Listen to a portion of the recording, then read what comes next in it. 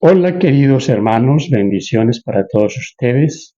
En este canal, Más cerca de Cristo, queremos exaltar al Señor Jesús y sobre todo hablar de la doctrina. La doctrina es fundamental para el cristiano. Hoy vamos a reaccionar a un video que ha subido el pastor Jaciel Rodríguez a redes sociales. Está en Facebook, está en YouTube. Este tema está titulado El verdadero origen del rapto secreto.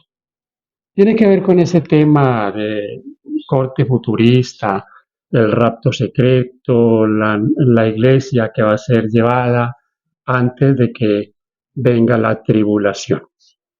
Entonces vamos a mirar algunos detallitos. Ustedes si encuentran el tema ahí en el canal del Pastor Rodríguez.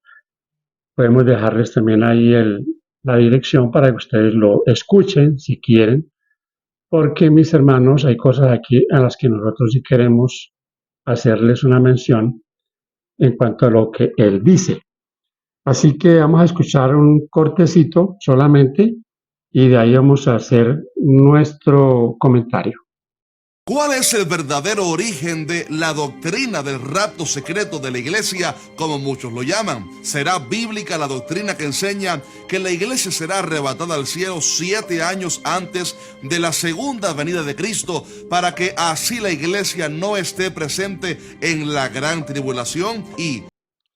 Debemos comenzar a analizar este punto que es muy importante.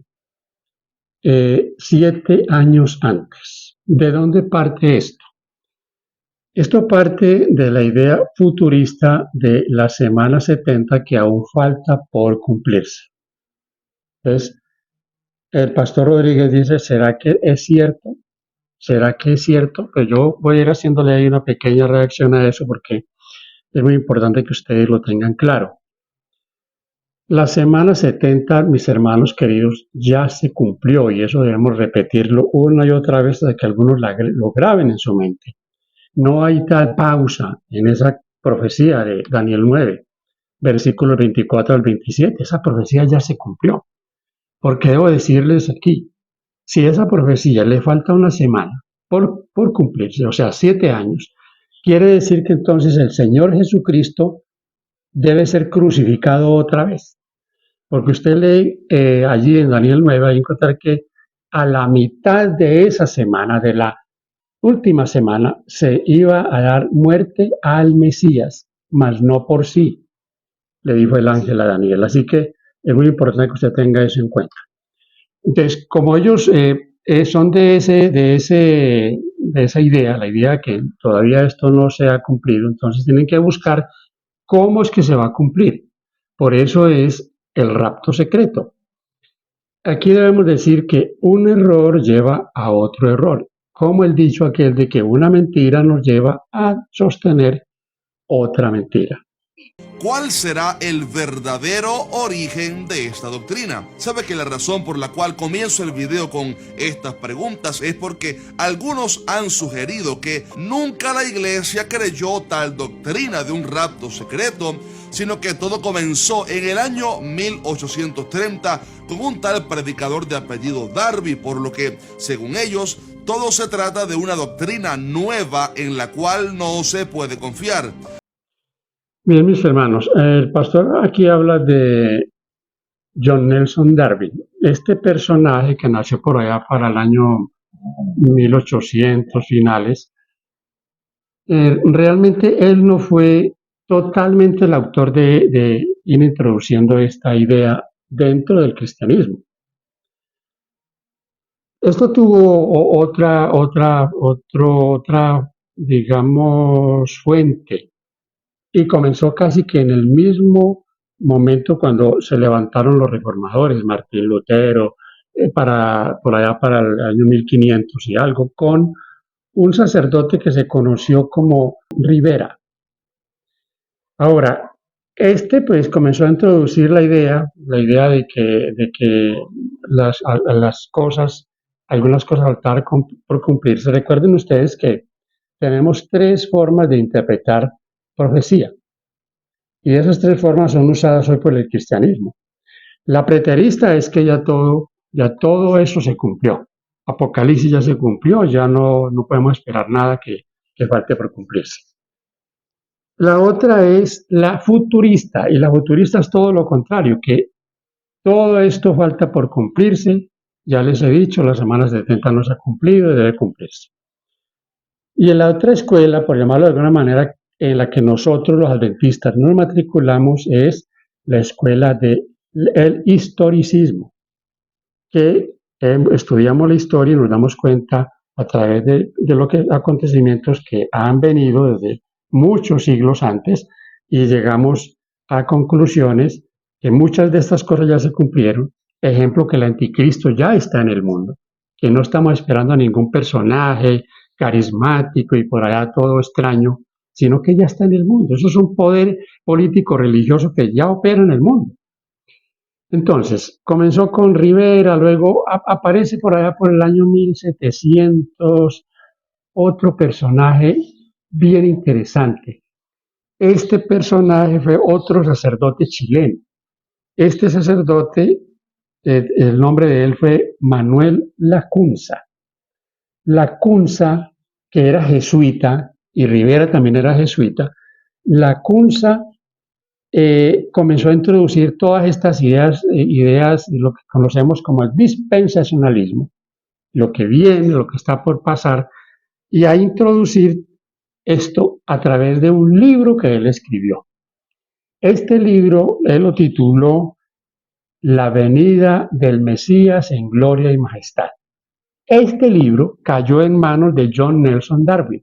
Fíjense cómo va escalonándose el asunto. Darwin ya nació por ahí para el año 1800 y, como dice el pastor Rodríguez, para 1830 él comenzó también a publicar esas ideas del rapto y de lo que iría a pasar faltando aún la semana 70 por cumplirse. Y esto tiene otros personajes. Hay uno muy interesante. El pastor Rodríguez le adjudica a John Nelson que él tradujo la Biblia y no encuentro por ningún lado que John Nelson Darwin haya traducido la Biblia.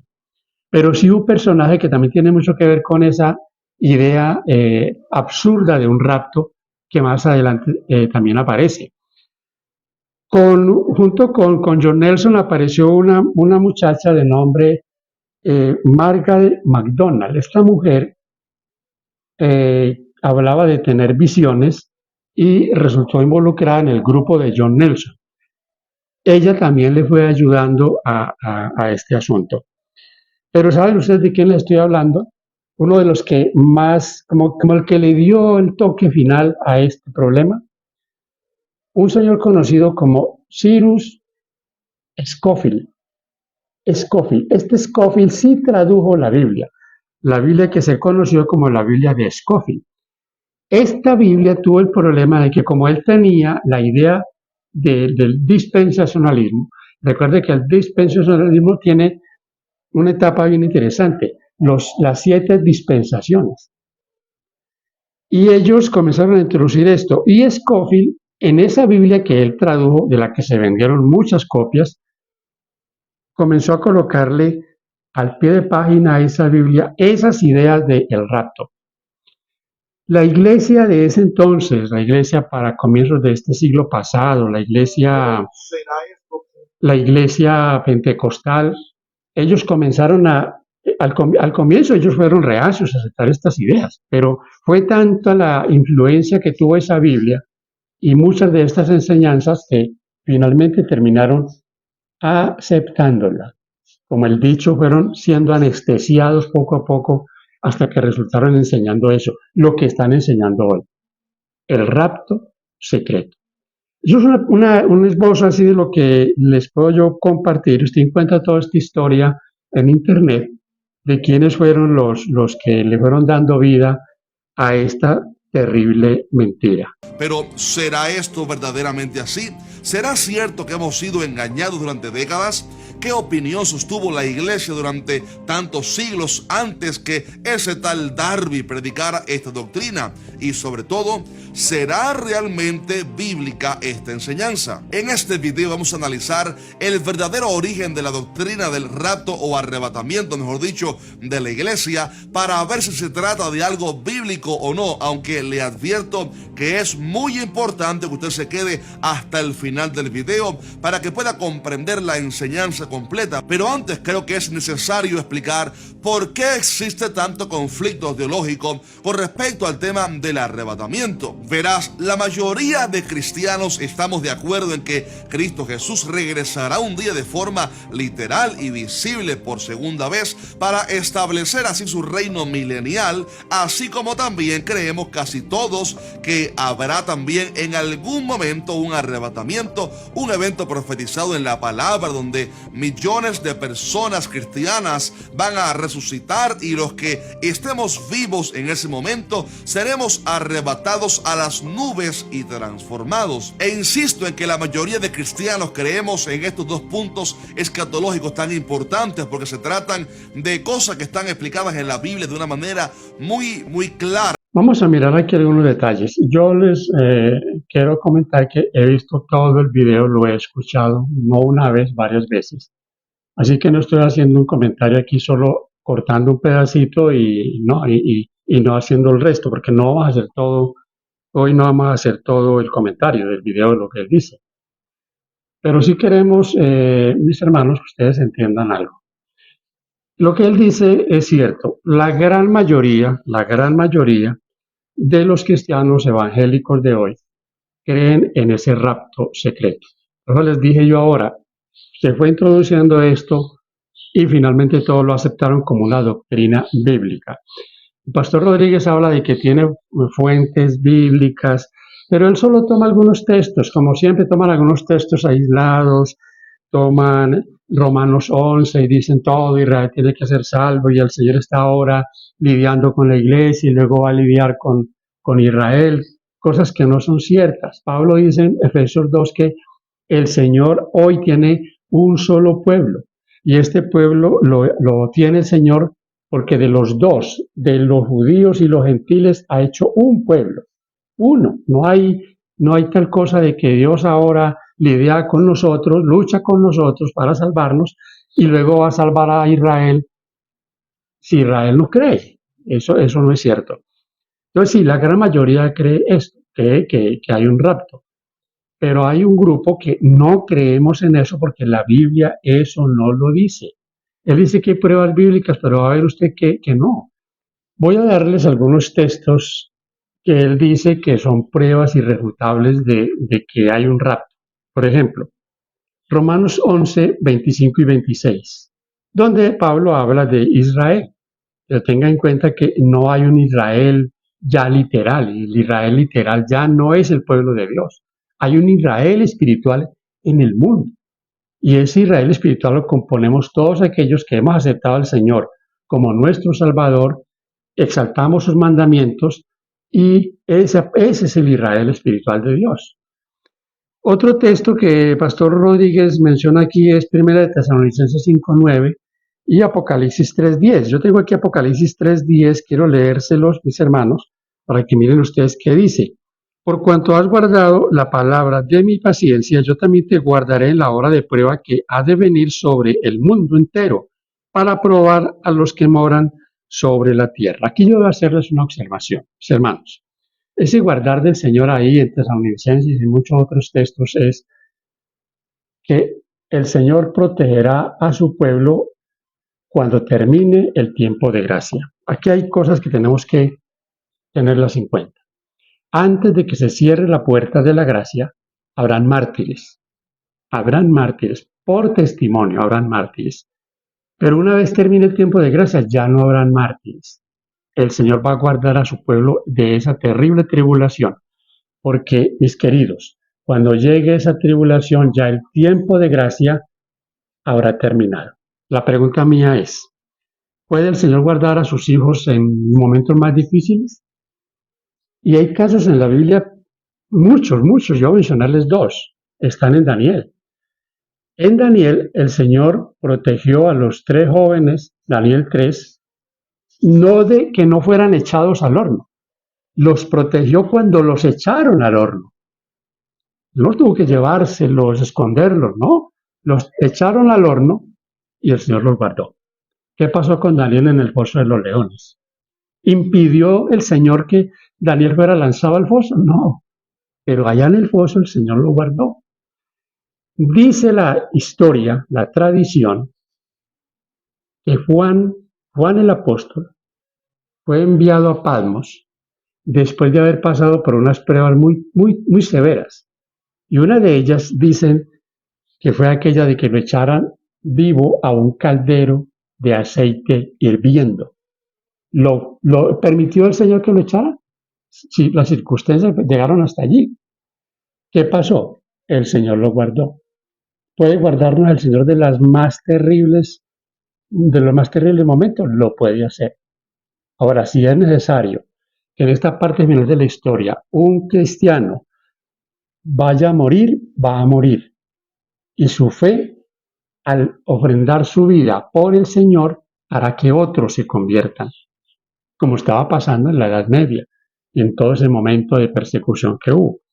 Otro punto que yo quiero que tengan en cuenta es una pregunta. Y la pregunta es, ¿qué tiene esta iglesia de especial, así como para que el Señor diga, me los voy a llevar porque es que, ¿qué tiene?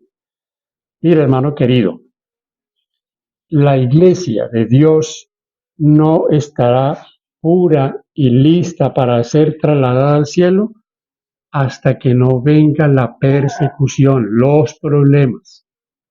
Antes no podrá. La iglesia seguirá siendo una iglesia permeada por el mundo, una iglesia egoísta, una iglesia sin compromiso, una iglesia que está más en el mundo, pensando más en lo de esta tierra que en lo del cielo. Los que creen en el rapto secreto creen que se van a ir en cualquier momento. ¿Cómo es posible que piensen que una iglesia en esa condición va a ser trasladada al cielo? El apóstol Pablo en Efesios 5 dice que cuando el Señor venga por su iglesia, esa iglesia no va a tener ni mancha, ni arruga, ni cosa semejante. Esta iglesia de hoy no está preparada. No está preparada para ser llevada al cielo. Así que, mis hermanos, esa división que hacen estos predicadores de esos dos eventos, que ellos los separan, pero que son dos eventos que serán uno mismo, el rapto de la iglesia, el arrebatamiento de la iglesia y la segunda venida, es una misma cosa. No hay tal que eso está separado. Que viene el Señor, rapta la iglesia y que a los 7 años viene ahí la segunda venida. Eso no está en ninguna parte. Y vamos a ver este partecita final de lo que dice el pastor y les comentaré algo otras cositas. Sin embargo, el punto de conflicto radica en las distintas opiniones que hay en cuanto al momento exacto en que sucederá el arrebatamiento con relación a la segunda venida de Cristo, ya que hay al menos tres posturas distintas. En primer lugar, hay algunos que ven el arrebatamiento y la segunda venida como un mismo evento, por lo que para ellos la iglesia estará presente en la tierra durante los 7 años en que el anticristo reinará, así como también obviamente en el período de la gran tribulación. En segundo lugar, hay otros que ven el arrebatamiento y la segunda venida como eventos distintos, sí, pero que dicen ellos que el arrebatamiento no sucederá hasta la mitad de los 7 años, por lo que sí veremos la manifestación del anticristo según ellos, mas no los juicios de Dios. Y hay un tercer grupo de creyentes que afirman que en realidad seremos arrebatados, sí, no a la mitad ni al final de los 7 años, sino al principio, antes que se manifieste de hecho el anticristo y comiencen los juicios de Dios. Pero, ¿cuál de esas tres posturas será la correcta? Primero que todo, quiero decir que nunca este tema puede dar lugar a divisiones y difamaciones en el cuerpo de Cristo, ya que el debate sobre en qué momento exacto sucederá el arrebatamiento en relación a la segunda venida no se trata de una doctrina salvífica, sino de un tema de menos relevancia, o sea, si es a la mitad, antes, después. Nunca debe ser un tema de división, y al final de cuentas, un cristiano verdadero tanto tiene que estar listo en santidad para irse con Cristo en el arrebatamiento, como para padecer por el Señor si fuera necesario. Así que aquí lo que importa sobre todo es estar sostenidos de Cristo a través de la fe y permanecer en el Señor. Bien, mis hermanos, aquí vamos a hacer ya la parte final de este comentario. Y les agradezco que ustedes estén aquí hasta este punto. Y miren lo que les voy a decir. Dice el pastor Rodríguez que eso no es importante. Creer o no creer que esto no es algo salvífico. Miren, hermanos queridos, esto es una doctrina. Y él mismo lo dice, una doctrina. Si es una doctrina es lo que yo debo de creer. Esto no es algo tan de poca monta como creer que de dónde Caín tuvo esposa, si fue una hermana, una tía, quién fue. Usted no tiene que creer eso. O que María tuvo más hijos. Tampoco. Eso no es una doctrina, esos son puntos de vista. O que María, después de haber dado a luz al Señor Jesucristo, siguió siendo virgen. ¿Quién tiene que creer eso? Pero esto, mis hermanos, me da pena con el pastor Rodríguez, pero esto es de vital importancia. Si no fuera así, el Señor no le hubiera dado la importancia que se merece su segunda venida. Voy a leerles aquí un texto de Mateo 24. Y díganme ustedes si el Señor aquí no le da importancia a su venida. Dice así. Entonces, si alguno os dijere, estoy leyendo Mateo 24, 23 en adelante, mirad aquí está el Cristo, o mirad allí está, no lo creáis, porque se levantarán falsos cristos y falsos profetas y harán grandes señales y prodigios, de tal manera que engañarán, si fuere posible, aún a los escogidos. Ya os lo he dicho antes. Así que, si os dijeren, mirad, está en el desierto, no salgáis, o mirad, está en los aposentos, no lo creáis, o viene en secreto, menos. No lo vas a creer porque no es así. Miren cómo dijo él que iba a venir. Porque como el relámpago que sale del oriente y se muestra hasta el occidente, así también será la venida del Hijo del Hombre. Aquí no hay ningún secreto. Como el relámpago, dice aquí, que sale del oriente y se muestra hasta el occidente, así será. La venida de Cristo será, como dice Apocalipsis 1:7, visible, audible, con poder y grande gloria. No hay aquí ningún secreto. Pablo dice en Tesalonicenses, con voz de arcángel y con trompeta de Dios. ¿Cómo dice el pastor Rodríguez y tantos otros que eso no es importante? ¿Cómo no va a ser importante? Se lo va a ilustrar de la siguiente manera. Viene su papá en un viaje del exterior a su país y le dice a usted que viene en un vuelo. Viene y llega a tales horas, más o menos. Llega y usted sabe que va a llegar. Pero usted pasa por alto ese anuncio que le dice, voy al aeropuerto, espérame en el aeropuerto. Y tú te vas a esperarlo a la terminal de buses. ¿Ve que es importante? Usted no puso cuidado cómo era que él iba a venir. Y se va a esperarlo donde él no va a llegar. ¿Cómo dice el pastor Rodríguez? Que lo importante es que estemos preparados. Hermano querido, lo que viene sobre el mundo no es algo que te lo pueda yo explicar ahora. Nosotros debemos estar preparados, ya sea que antes de eso vayamos al descanso o que si llega ese momento de esas dificultades en este mundo estemos tomados, como dice el pastor Rodríguez, de la mano del Señor. Pero usted se imagina la sorpresa de aquellos que esperan que se van a ir porque se van a ir a abanicar al cielo y no van a pasar ningún problema. Y resulta que no es así. Va a ser un chasco para ellos. Están esperando al Señor en secreto, a hurtadillas, y les va a venir en forma visible, audible, con poder y gloria. ¿Cómo van a quedar? ¿Cuál va a ser su reacción? fueron engañados. Y el pastor dice ahí, es que hemos sido engañados.